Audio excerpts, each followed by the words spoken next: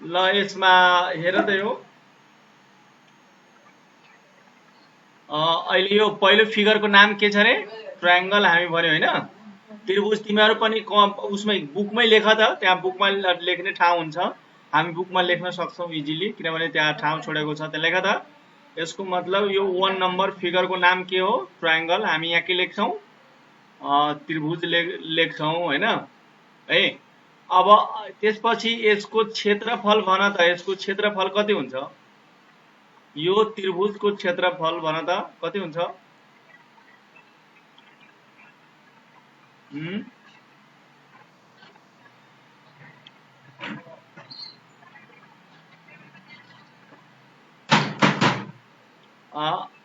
यसको क्षेत्रफल कति हुन्छ? त्यही हो त होइन?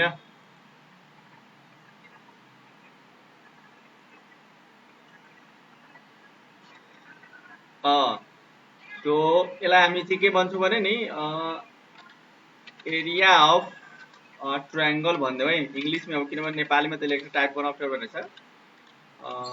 ट्रायंगल एरिया अफ ट्रायंगल के हुन्छ भने नि 1/2 हुन्छ। के हुन्छ रे? 1/, सूत्र लेख्नु छ 1/2 b into h। कुरा बुझ्यौ? अहिले यो मैले लेखेको देखिरहेछ? हो त ल एकदम ठिक छ है, क्लियर छ है। अब फेरि अब फिगर नम्बर 2 मा आऊ है। यो फिगर नम्बर 2 मा चित्रको नाम भन त के छ?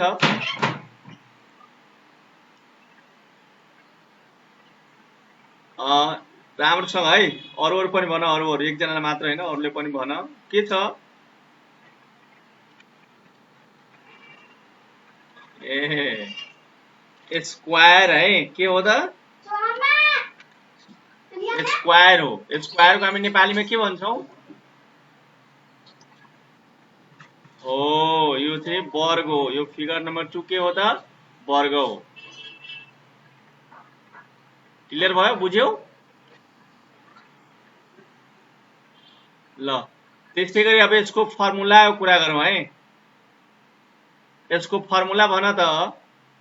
अब फेरि कस्तो टाइपको वर्ग हो भने पहिला गिभेन हेर्ने। गिभेनमा के छ? यो फिगरमा हेर त, गिभेनमा के छ? विकर्ण गिभेन छ है। विकर्ण गिभेन हुँदाखेरि वर्गको क्षेत्रफल बराबर फर्मुला निकाल्नु पर्यो। विकर्ण तिमीलाई दिएको छ भने, गिभेन छ भने के हुन्छ? विकर्ण गिभेन भएको बेलामा क्षेत्रफल निकाल्नु छ।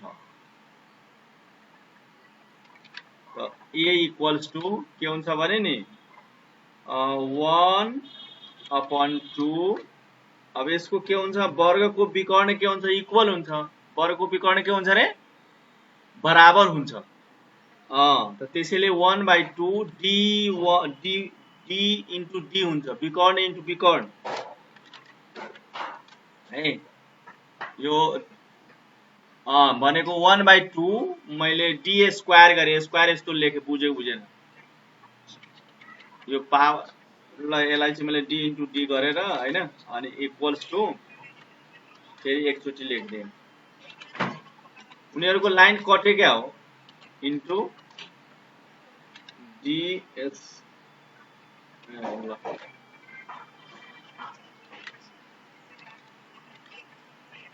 d स्क्वायर यसरी। त यस्तो मतलब भन, अब यदि कुनै पनि वर्गको क्षेत्रफल तिमीलाई निकाल्नु छ भने नि है, त त्यो वर्गको यदि विकर्ण d गिभेन छ भने, के गिभेन छ रे? d गिभेन छ भने विकर्ण, यो d भनेको डायगोनल हो, जहाँ विकर्ण जसलाई हामी d भन्छौँ। त त्यो वर्गको क्षेत्रफल बराबर 1/2 के हुन्छ? विकर्णको होल स्क्वायर, d को होल स्क्वायर। क्लियर भयो कि भएन है? यो बाई भयो, यो मिस्टेक छ है। यहाँ d इन्टु d हुन्छ है। भयो? तिमीले लेखिसक्यौ? ल अब यो भन त, 3 नम्बरको फिगर भन त। 3 नम्बरको फिगरको नाम भन त। नुरसाबा आएको छ कि छैन? नुरसाबा भन त। फिगरको नाम के हो? हो रेक्टेंगल हो, त्यसलाई हामी नेपालीमा आयत भन्छौँ, आयतन होइन, के अरे आयत, रेक्टेंगल भन्छौँ। र बुझ्यौ? ल अब भन यसको आयत यसको क्षेत्रफल निकाल्ने सूत्र भन त, एरिया के हुन्छ? यस यहाँ फिगरमा पनि छ नि, एल इन्टु बी छ कि छैन? हो, यहाँ के भयो, एल इन्टु बी। यो इन्टु त थाहा छ नि त, यस्तो अलिकता यो ल्यापटपको इन्टु यस्तो हुन्छ, थाहा छ है। अब अलिकता मलाई यो पनि कुरा बताऊ यहाँ, आयत भनेको के हो, रेक्टेंगल भनेको के हो, कसलाई आउँछ? तिमीहरू मध्येमा कोही भन त एकजना।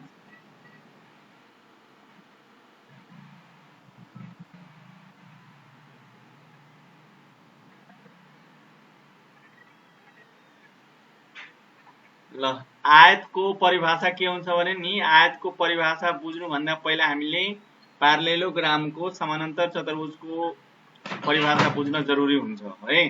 त त्यसैले पहिला हामी चाहिँ के बुझ्यौँ भने नि, आयत भनेको सिधा सर्टकट परिभाषा छ, एउटा कोण 90 डिग्री, यता एउटा 90 डिग्रीको साइन छ, एक कोण 90 डिग्री भएको समानान्तर चतुर्भुजलाई के भनिन्छ? आयत भनिन्छ। समानान्तर चतुर्भुजका सबै गुणहरू आयतका गुणमा पर्दछ। पहिलो नम्बरमा है, आयतको आफ्नो विशेषता के छ भने, आयतको कसैले सोध्यो भने आयतको विशेषताहरू के हुन्छ? नम्बर 1 मा सचका सबै गुणहरू यसमा पर्दछ। नम्बर 2 मा आयतको प्रत्येक कोणहरू के हुन्छ? 90 डिग्री र इक्वल हुन्छ। कुरा बुझ्यौ? आयतका विकर्णहरू के हुन्छ? बराबर हुन्छ। हो, आयतको क्षेत्रफल एल इन्टु बी हुन्छ। आयतको परिमिति बराबर सूत्र के हुन्छ? P into l plus b हुन्छ नि है। कुरा बुझ्यौ? ल अब यो 4 नम्बरको भन त, यो फिगरको नाम भन त, के छ? हो, प्यारालेलोग्राम हामीलाई भन्छौँ, प्यारालेलो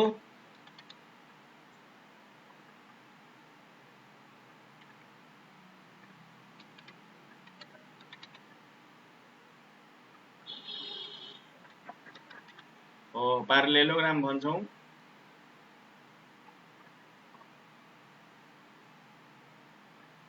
त यो प्यारालेलोग्राम है,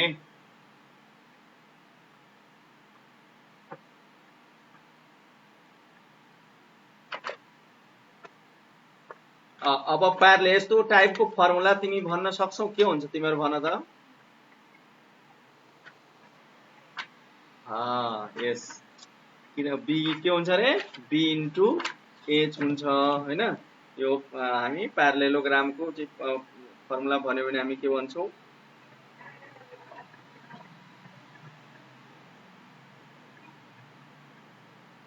है के हुन्छ फर्मुला रे? तिमीहरूलाई नेपालीमा लेख्न चाह्यो भने लेख्ने है, मेरो नेपालीमा टाइप भइरहेको छैन, त्यही भएर मैले इङ्ग्लिसमै लेखिदिएको है। ल ए, फेरि अरूले नबुझ्ला नि, ए इक्वल्स टु के हुन्छ अरे यहाँ? बी इन्टु एच है। यसलाई हामी बेस इन्टु के भन्छौँ? हाइट भन्छौँ। Base into height, HIGHT, height. कुरा बुझ्यौ? त अब अलिकता मलाई बताऊ यहाँ, समानान्तर चतुर्भुज भनेको के हो? प्यारालेलोग्राम भनेको के हो?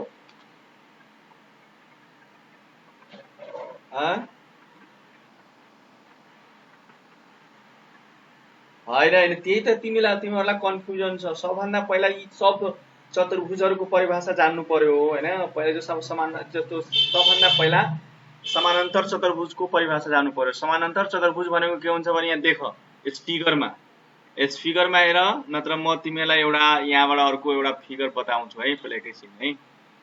तिमीहरूलाई मैले कहाँ लिएर जान्छु भने नि, यहाँ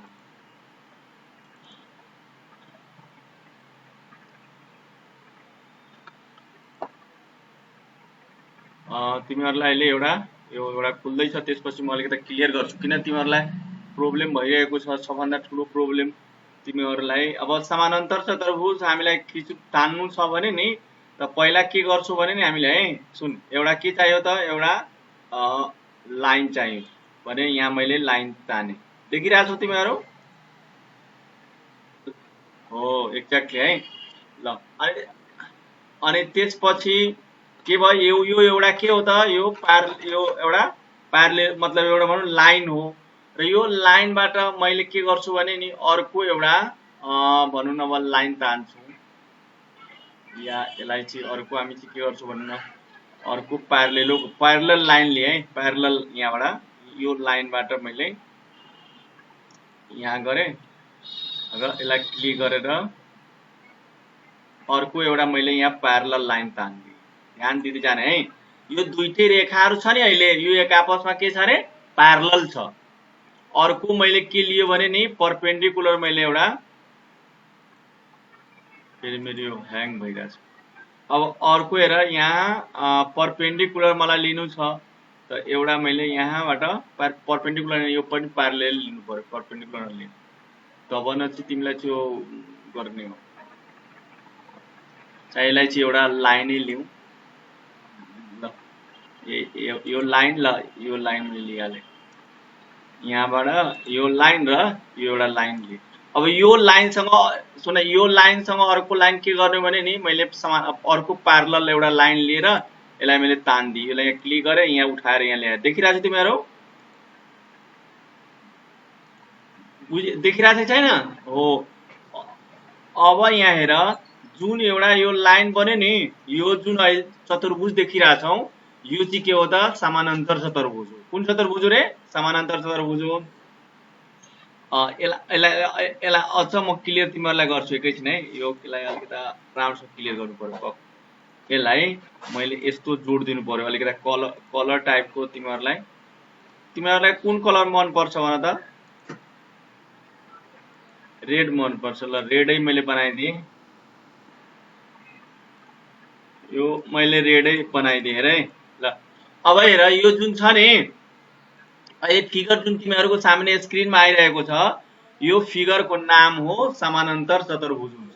यो समानान्तर चतुर्भुजको त यसलाई चाहिँ तिमी भन्यो भने कि सर यसमा अब त्यो उ छैन, के भन्छ,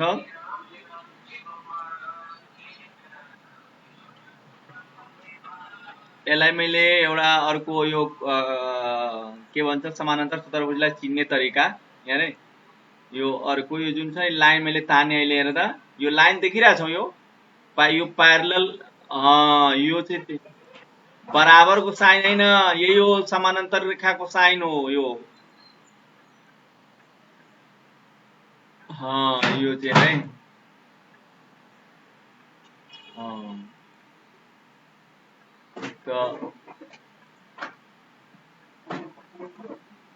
त यसमा हेरे यो जुन अहिले देखिरहेछौ रे एबीडीसी जुन देखिरहेछौ, यसलाई हामी के भन्छौँ? समानान्तर चतुर्भुज भन्छौँ है। त समानान्तर चतुर्भुजको परिभाषा के भयो? तिम्रो सामने मैले कन्स्ट्रक्सन गरेँ, के भयो परिभाषा? कि दुईवटा है यस्तो के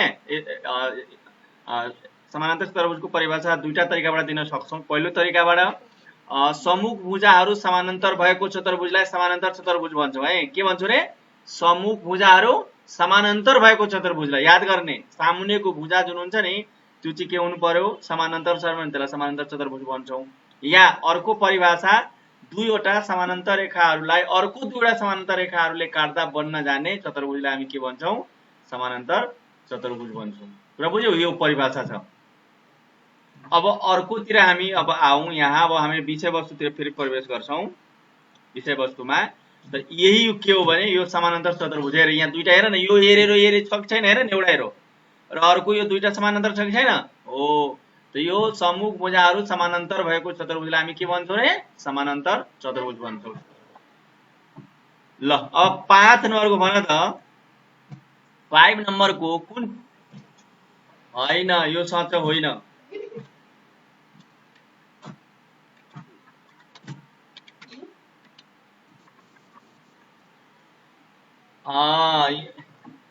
यसको इङ्ग्लिसमा हामी रोम्बस भन्छौँ, नेपालीमा के भन्छौँ भने नि समलम्ब चतुर्भुज भन्छौँ। के कुरा बुझ्यौ के भन्छौँ रे? तर यहाँ समलम्ब चतुर्भुज भन्छ है।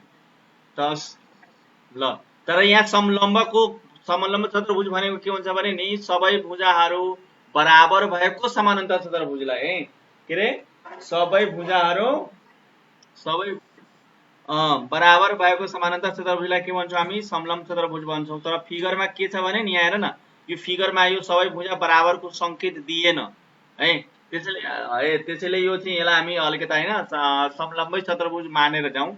अब यसको क्षेत्रफल यस्तो कन्डिसनमा हेर त, यस्तो कन्डिसनमा अब यसको क्षेत्रफल तिमीलाई निकाल्नु भन्यो भने के भन्छु भन त? कसलाई हो एक्ज्याक्टली यस के रे हैन a इक्वल्स टु 1/2 1/2 इन्टु कति हुन्छ थाहा छ d1 है इन्टु d2 यसरी हुन्छ।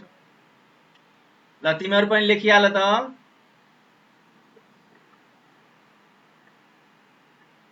लेख्यौ? ल आफ्नो आफ्नो किताबमै बुकमै लेखिहाल्ने हो, बुकमै भयो हैन पेनले पेन्सिलले।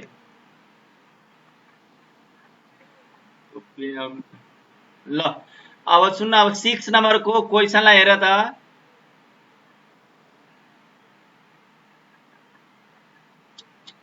ए यहाँ थिए है, एकछिन है, एकैछिन तिमीहरु सुन है।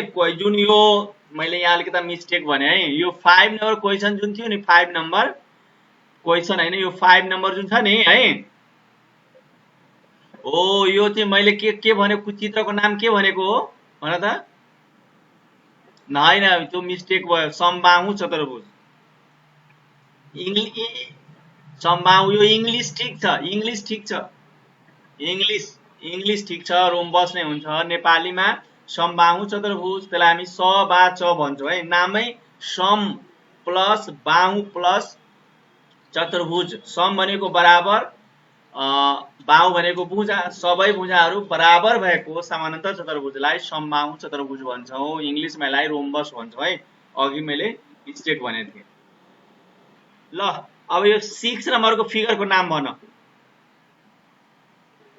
हो एक्ज्याक्टली यो चाहिँ हो है, यसलाई हामी ट्रेपिजियम भन्छौँ। के भन्छौँ रे? ट्रेपिजियम भन्छौँ। इंग्लिशमा ट्रेपिजियम भन्छौँ, नेपालीमा के भन्छौँ? समलम्ब चतुर्भुज भयो। कुरा बुझ्यौ? ल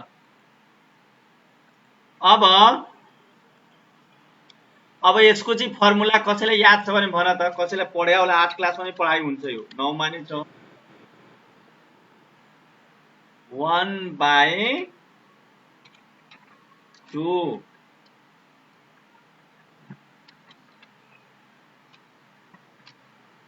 1/2 लेखेको मैले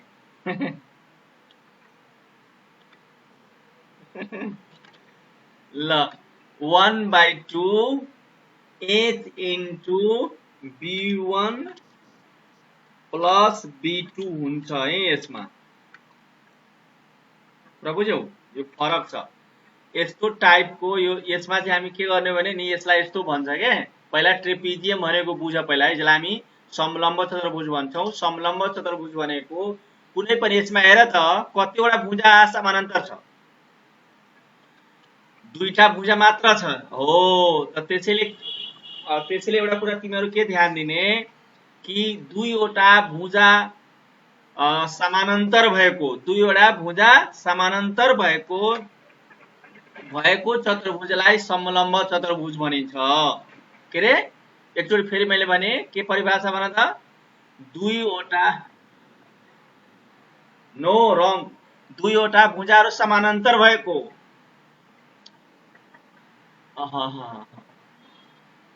दुईवटा भुजाहरू समानान्तर भएको वा एक जोडा भन्छ है, दुईटा भुजा बन वा एक जोडा भुजाहरू समानान्तर भएको चतुर्भुजलाई समलम्ब चतुर्भुज भन्छौँ। यस्तो बेलामा यदि समलम्ब चतुर्भुजको उचाइ h ले संकेत छ र समानान्तर भुजाहरूलाई b1 र b2 ले संकेत गरेको छ, त्यसैले तिमी यसको सूत्रमा 1/2 उचाइ इन्टु समानान्तर भुजाहरूको योग भने पनि लेख्न सक्छौ, height into sum of the parallel sides यसरी भनेर लेख्न सक्छौ। ल अब 7 नम्बरको फिगर भन नाम। कसले भन्ने? काइट काइट खेलेको छ? काइट तिमीहरू उडाएको छ कि छैन रे?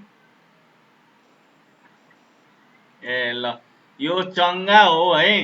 यो यो फिगर तिमी देख्दाखेरि थाहा हुन्छ है। यसको पनि हेर त, चङ्गाको भन। अब तिमीहरू अब उडाएकै छैनौ, हातमा देखे भए थाहा हुन्थ्यो। चङ्गा बनाउनु पनि पर्छ के, त्यो यो हामीले म्याथको कुरा हो। यो हेर त, अगाडिको दुईटा भाग बराबर छ कि छैन हेर त। हो, चङ्गा हो। चङ्गा आकार होइन, चङ्गा नै छ यो। यो अगाडिको दुईटा हेर त, साइड इक्वल छ, त्यसलाई एडजेसेन्ट साइड भन्छ के, equal. Opposite adjacent sides are equal of the quadrilateral is called kite भन्छ क्या। होइन नि, चङ्गा आफैमा आकार हो। जसरी हामी त्रिभुज भन्छौँ नि, ठिक त्यस्तै चङ्गा हुन्छ। भर्खर भर्खर हामी समलम्ब चतुर्भुज भन्यौँ, ट्रेपिजियम भन्यौँ, त्यस्तै काइट हो। यसको नामै काइट हो, चङ्गा। क्लियर भयो? चङ्गा चिन्ने कसरी त हेर्ने, जुन एडजेसेन्ट साइड इक्वल हुन्छ, अपोजिट। डायमन्ड भन्ने होइन है, चङ्गा अगाडिको दुईटा साइड बराबर छ, पछाडिको पनि दुईटा साइड बराबर छ। यसको फर्मुला क्षेत्रफल के हुन्छ थाहा छ? के हुन्छ? 1/2 d1 हो, 1/2 d1 into d2 हुन्छ। ठिक छ? बुझेनौ? बुझेनौ के अरे? ल, तिमीहरूलाई कलर कालो मन पर्छ भने होइन?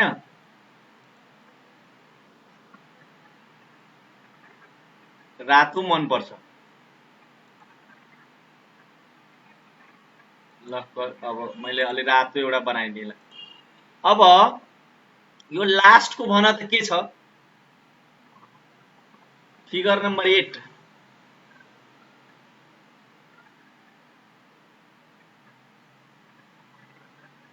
के नि नाम?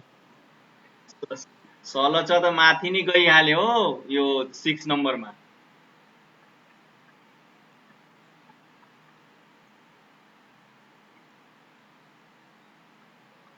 यसलाई हामी यो भन्छौँ हेर है, मैले लेखेँ इङ्ग्लिसमा।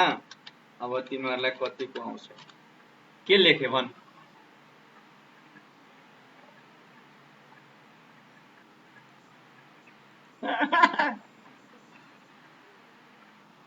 के लेखेको भन त? इङ्ग्लिस पनि पढ्न अब अहिले थाहा हुन्छ। इङ्ग्लिस नेपाली तिमीहरूलाई सब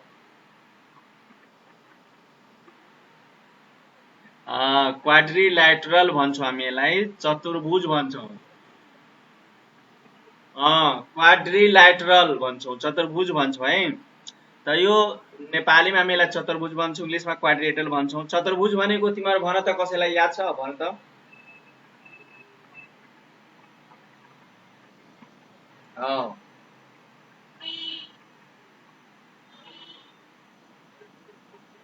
बराबर त कहाँ छ चारवटा त्यहाँ? चार यस्तो भने के, चारवटा रेखाखण्डहरू मिली बनेको बन्द आकृतिलाई चतुर्भुज भनिन्छ साधारण भाषामा। या समतल सतह भने पनि हुन्छ। एउटा समतल सतहमा चारवटा रेखाखण्डहरू मिली बनेका बन्द आकृतिलाई चतुर्भुज भनिन्छ। यस्तो बेलामा हेर्ने, यस्तो टाइपको यदि चतुर्भुज भनेको चारवटा भुजा भन्दा भइहाल्यो नि होइन? त्रिभुज भनेको तीनटा भुजा।